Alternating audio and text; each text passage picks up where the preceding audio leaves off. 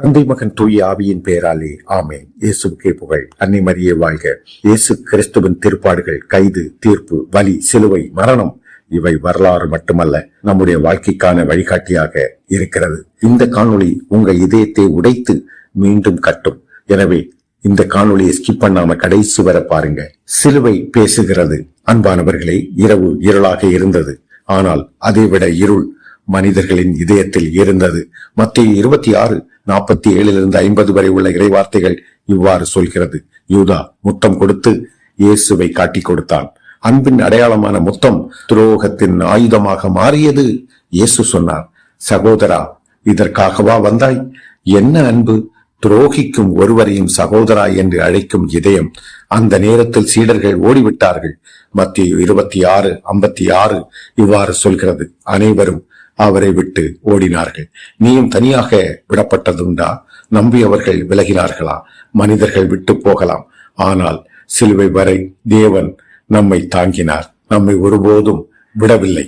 அவரை நீதிமன்றத்துக்கு கொண்டு போனார்கள். மத்தேயு 27:22-23 வரை உள்ள இறைவார்த்தைகள் இவ்வாறு சொல்கிறது. இயேசுவை என்ன செய்ய வேண்டும்? சிலுவையில் அறையும், சிலுவையில் அறையும் என்று கூட்டம் கத்தியது. பிலாத்து கேட்டான், இவர் என்ன தீமை செய்தார்? ஆனால் பதில் இல்லை. குரல் மட்டும் சிலுவையில் அறையும், சிலுவையில் அறையும். ஏசாயா 53:7 சொல்கிறது. அவர் அடக்கப்பட்டார், வாயை திறக்கவில்லை. அவர் மௌனம் காத்தார், நமக்கு சத்தியம் பேச உரிமை பெற்றுத்தர. அவர் மௌனமாக நின்றதால் நாம் வாழ்க்கை இன்று அர்த்தமாக இருக்கிறது, அர்த்தமாக பேசுகிறது. அடிகள், காயங்கள், இரத்தத்தின் மொழிகள். யோவான் 19:1-2 வரை உள்ள இறைவார்த்தைகள் சொல்கிறது. பிலாத்து அவரை அடிக்க செய்தான். முள்கிரீடம் சூட்டினார்கள்.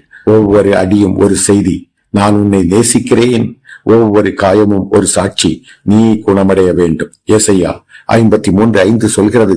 அவருடைய காயங்களினால் நாம் குணமடைந்தோம். நாம் கேட்க வேண்டிய கேள்வி, அந்த இரத்தம் வீணாகிறதா?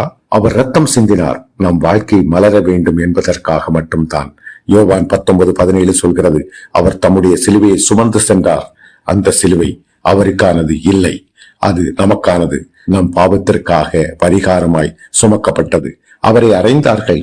கைகள் விரிக்கப்பட்டது. உலகத்தை அணைத்துக் கொள்ள மறக்க வேண்டாம். லூக்கா 23:33 சொல்கிறது. அவரை சிலுவையில் அறைந்தார்கள். அந்த சிலுவையில் அவர் சொன்னார், பிதாவே, இவர்களை மன்னியுங்கள். லூக்கா 23:34 இவ்வாறு சொல்கிறது. என்ன அன்பு! அவரை கொண்டவர்களுக்காகவே ஜெபம் செய்கிறார். சிலுவை ஒரு தண்டனை மேடை இல்லை, அது மன்னிப்பின் மேடை. சிலுவையில் அவர் பேசிய 7 வார்த்தைகள் உலகத்தை மாற்றின. இன்று நீ என்னுடன் பரலோகத்தில் இருப்பாய். லூக்கா 23:43. இவள் உன் தாய். யோவான் 19:26-27 வரை. என் தேவனே, ஏன் என்னை கைவிட்டாய்? மத்தேயு 27:46. எனக்கு தாகம் எடுக்கிறது. யோவான் 19:28. எல்லாம் முடிந்தது. யோவான் 19:30. உம்முடைய கைகளில் என் ஆவியை ஒப்படைக்கிறேன். லூக்கா 23:46.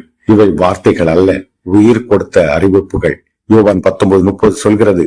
எல்லாம் முடிந்தது. இரட்சிப்பு முடிந்தது. பாவம் தோற்றது. மரணம் வெற்றி கொள்ளப்பட்டது. சிலுவையில் முடிந்தது. ஆனால் நம் வாழ்க்கையில் அது தொடங்குகிறது. அன்பானவர்களே, அந்த சிலுவை இன்னும் பேசுகிறது. அந்த இரத்தம் இன்னும் அழைக்கிறது. அந்த அன்பு இன்றும் காத்திருக்கிறது. நீ என்ன செய்கிறாய்? விட்டு விலகுவாயா? இல்லை அருகில் வந்து வாழ்வாயா? அவர் உனக்காக இறந்தார். நீ அவருக்காக வாழ்வாயா? வாருங்கள், ஜெபம் செய்வோம். அன்பான பரலோக தந்தையே, இன்றைய இந்த நேரத்தில் சிலுவையின் அடியில் நாங்கள் நிற்கிறோம். கைகளில் எதுவும் இல்லை, இதயத்தில் பாரம் மட்டும் உள்ளது. ஆண்டவரே, நாங்கள் உம்மை அடித்தவர்கள் அல்ல என்று சொல்ல முடியாது. நாங்கள் உம்மை மறுத்தவர்கள் அல்ல என்று சொல்ல முடியாது. நாங்கள் பாவம் இல்லாதவர்கள் அல்ல. ஆனால் நீங்கள் எங்களை நேசித்ததை மறக்க முடியாது, மறக்கவும் முடியாது. ஆண்டவரே இயேசுவே, உம்முடைய காயங்களை நினைக்கும் போது எங்கள் இதயம் உடைகிறது. உம்முடைய இரத்தத்தை நினைக்கும் போது எங்கள் கண்கள் கண்ணீரால் நிரம்புகிறது. அந்த இரத்தம் வீணாகாதபடி, அந்த சிலுவை எங்கள் வாழ்க்கையில் அர்த்தமில்லாததாக ஆகாதபடி எங்களை மாற்றும். ஆண்டவரே, மன்னியுங்கள். ஆண்டவரே, நாங்கள் செய்த பாவங்களுக்கு, நாங்கள் பேசின வார்த்தைகளுக்கு, நாங்கள் நினைத்த தீமைகளுக்கு எங்களை மன்னியுங்க. பிதாவே, இவர்களை மன்னியுங்கள் என்று சொன்ன உம்முடைய ஜெபம் இன்று எங்களுக்காக பேசட்டும். ஆண்டவரே, நாங்கள் சுமந்து கொண்டிருக்கும் சிலுவைகளை நாங்கள் தனியாக சுமக்க முடியவில்லை. எங்கள் சுமைகளை எடுத்துக்கொள்ளும். ஆண்டவரே, எங்கள் கண்ணீரை துடைக்கும். ஆண்டவரே, எங்கள் சுமைகளை எடுத்துக்கொள்ளும். எங்கள் கண்ணீரை துடைத்து ஆறுதல் தாரும். எங்களை அணைத்துக் கொள்ளும். இன்று முதல் உம்மை விட்டு விலகாமல், உம்மை மறக்காமல், உம்மை நேசித்து வாழும் வாழ்க்கையை தாரும். எங்கள் இதயம் உம்முடைய சிலுவையின் அன்பால் நிரம்பட்டும். முடிந்தது என்று சொன்ன உம்முடைய வார்த்தை எங்கள் வாழ்க்கையில் புதிய ஆரம்பமாகட்டும். இன்றும் என்றும் எங்கள் உயிரும் எங்கள் வாழ்வும் உம்முடைய கைகளில் ஒப்படைக்கிறோம். இயேசுவின் நாமத்தில் ஜெபிக்கிறோம் எங்கள் அன்பின் பிதாவே, ஆமென். தந்தை மகன் தூய ஆவியின் பெயராலே ஆமென். இயேசுவுக்கே புகழ். அன்னை மரியே வாழ்க. சகோதரர்களே, இந்த காணொளி பற்றிய உங்களது கருத்துக்களை கமெண்ட் செக்ஷனில் குறிப்பிடுங்கள். வீடியோவை லைக், ஷேர், சப்ஸ்கிரைப் மற்றும் ஹைப் பண்ணுங்கள். மீண்டும் இன்னும் ஒரு புதிய காணொளியில் உங்களை சந்திக்கும் வரை உங்களிடமிருந்து விடைபெறும் சகோதரர் ஜோசப் விஜய். நன்றி, வணக்கம்.